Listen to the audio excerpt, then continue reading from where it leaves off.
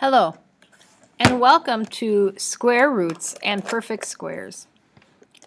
What is a perfect square? How do I use perfect squares to understand square roots? A square root, this is just kind of wordy, but a square root is one of two equal factors of another number. Equal meaning that they're the same. So, for instance, 5 is a factor of 100. 5 times 20 equals 100. Both of these are factors of 100, but is there another pair of factors that are the same in order to get 100? There are many different ways to get 100. I could say 1 times 100, and that would be 100, but again, these factors are not the same. I could say 4 times 25, but again, these factors are not the same. I want two factors that are the same to equal 100. That would be 10 times 10. So that means that 10, just one of them, is the square root of 100. The radical sign, the square root symbol, is how we show that we're trying to find a square root. So what does it mean to be a square, a perfect square? And it's really right in its name. If I had, and for easy sake, we're going to say 9 because I don't want to do 100. If I had 9 cubes, I could organize that in a box, in a square, 3 by 3. It would be the same distance this way, and it would be the same distance this way. It made a perfect square. The lengths are all the same. It would be a total of 9 cubes. Let's say that I had 12 cubes. I could make a pattern, I could make a box, but the problem is that it won't be a square. I could make a 2 by 6 rectangle. I could make a 3 by 4 square. But there is, or 3 by 4 rectangle, I apologize. But there is no way that I could make a square because 12 wouldn't allow me. I don't have the correct pieces. So 12 could not make a perfect square, where 9 could. So perfect squares then are those that have special square roots that don't have decimals as their answer. Ms. Heldstab's kitchen was a problem that we did in class, so please don't reference that part. That's not important to us right now. But perfect squares are special as they have square roots that do not have decimals in them. They are perfect numbers. Some examples are 1 is a perfect square. If I had 1 cube, it would be a 1 by 1 square. If I had 4 cubes, it would make a 2 by 2 square. If I had 9 cubes, it would make a 3 by 3 square. So I would take some time right now and make a list of some of the perfect squares so you have them for later on in your homework. 1 is a perfect square. 4, 9, 16, 25, 36, 49, 64. And some people wonder how I do that. Well, I'm really just following the pattern. 1 times 1 is 1. 2 times 2, 3 times 3, 4 times 4, 5 times 5, and I just followed on down. It'd be helpful if you knew them up to 20, as well as just the number for 25, the perfect square for 25.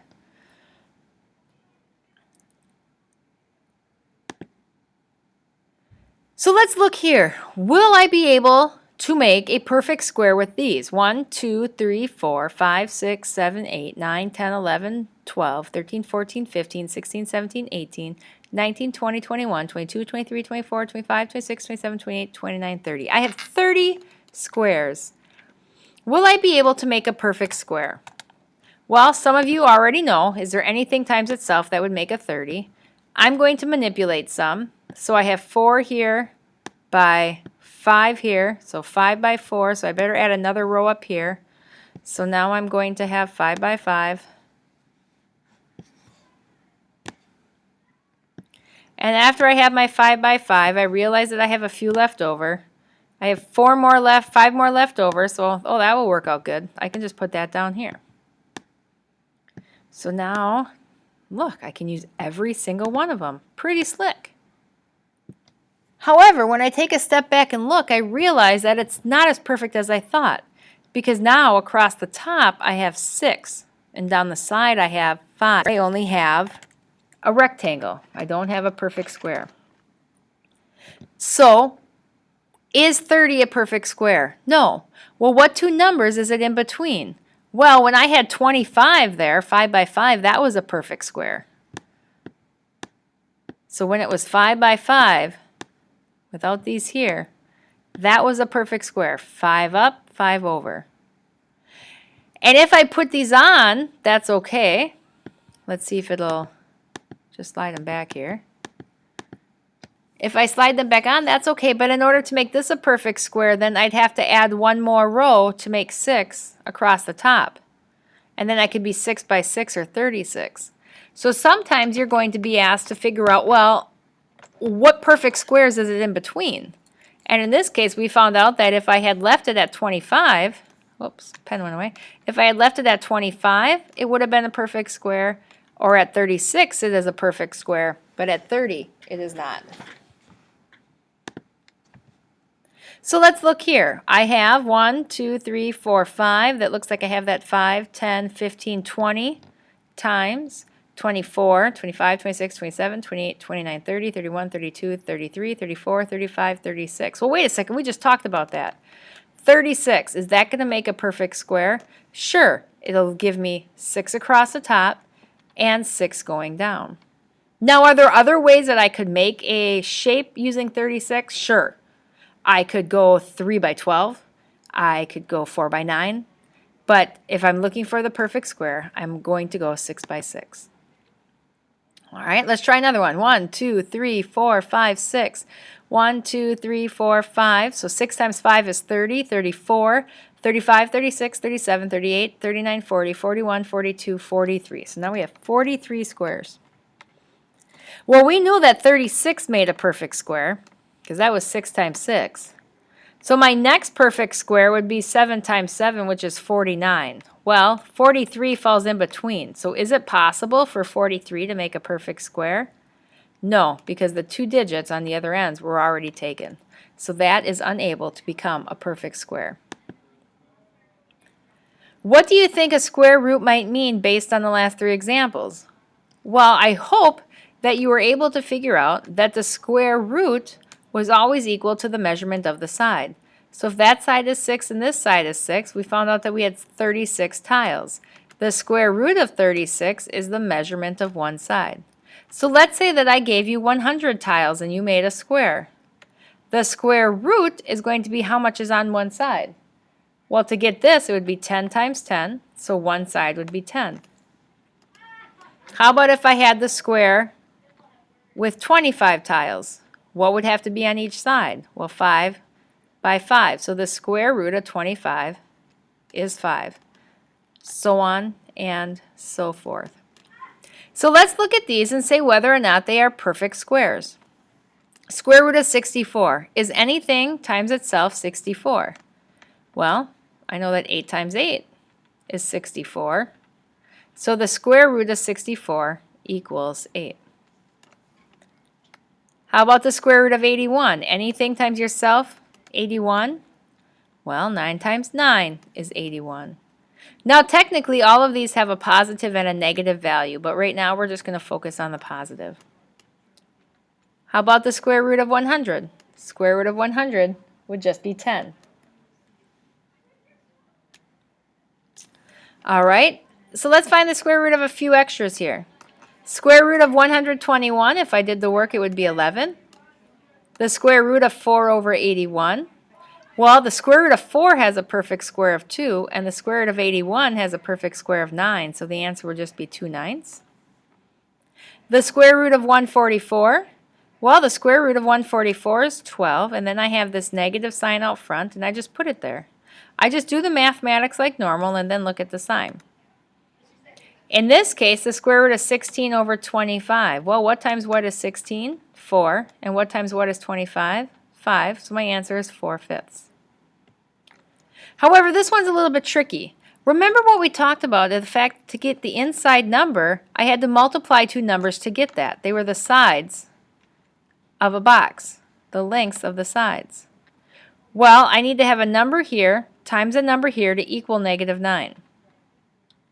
And the other piece is that they have to be equal numbers. So I know that 3 times 3 is 9, but I needed a negative 9, so that doesn't work.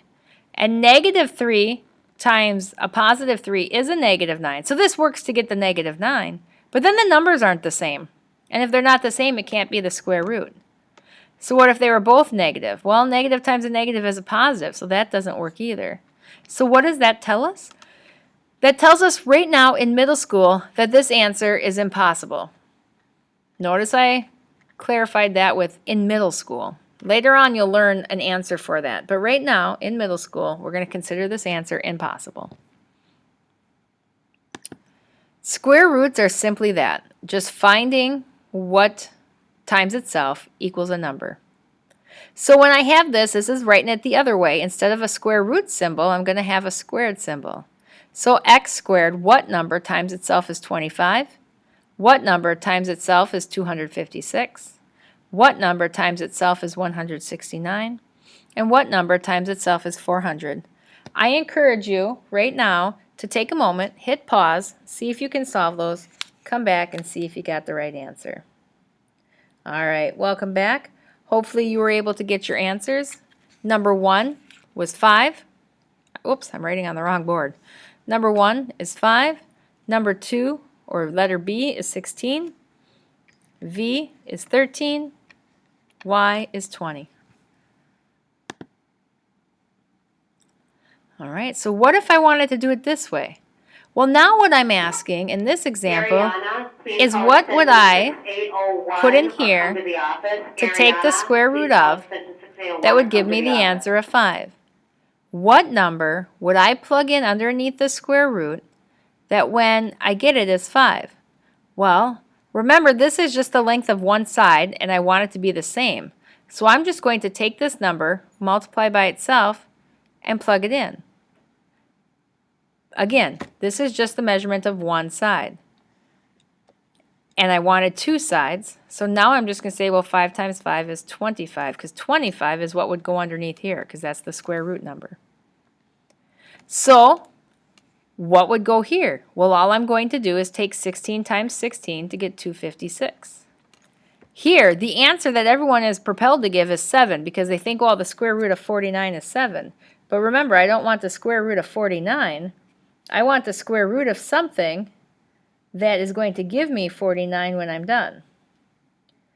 And I can't completely tell. It looks like I get 2,401. It's a little dark in my room right now. But 2,401, I believe, is the answer. But all I have to do is take 49 times 49. How about 100? Well, 10,000. The square root of 10,000 would get me to 100. How about 289? I believe that is 17. Oh, no, I'm sorry. I did it wrong. So 17 would be what I would square to get 289. But I want to take 289 times 289 to get what would go underneath here. So those are just some ways to think about it backward. All right, so what I want you to do right now is hit pause, read the directions, and see how many of these that you can list as perfect squares. All right, welcome back. So let's see, how many of you got perfect squares correct? Here's a perfect square, and here's a perfect square. That's it. Those are the only two perfect squares we have. Some of you might be saying to yourself, but yeah, 9 is a perfect square. And you're right, 9 is a perfect square, but negative 9 is not. And the rest of these have really great numbers that I can multiply them to, or they happen to be even, but they're not perfect squares. So in summary, what is a perfect square? It's easier to start down here. A perfect square is a number that can represent units that are equivalent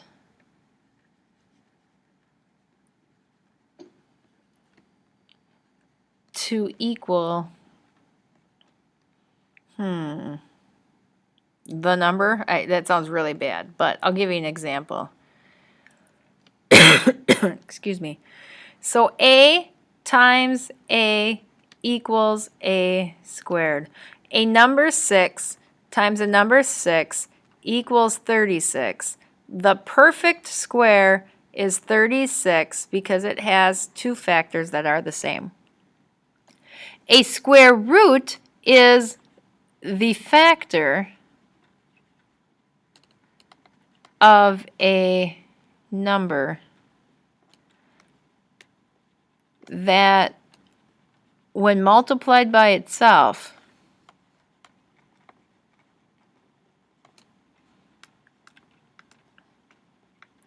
equals that original number.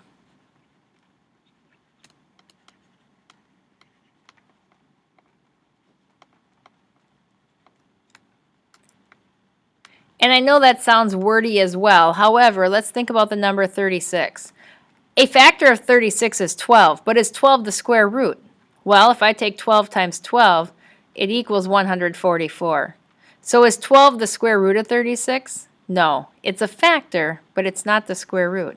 I want the factor that, when multiplied by itself, equals that number. So 6 would work. Let's try a different one. 81. A factor of 81 is 9. 9 times 9 equals 81. So since it's times itself, then 9 is the square root of that. I hope you were able to use this a little bit to study and learn a little bit more about square roots. If not, feel free to Google how to find a square root or what is a square root, and even visit khanacademy.com for some more help. Good luck.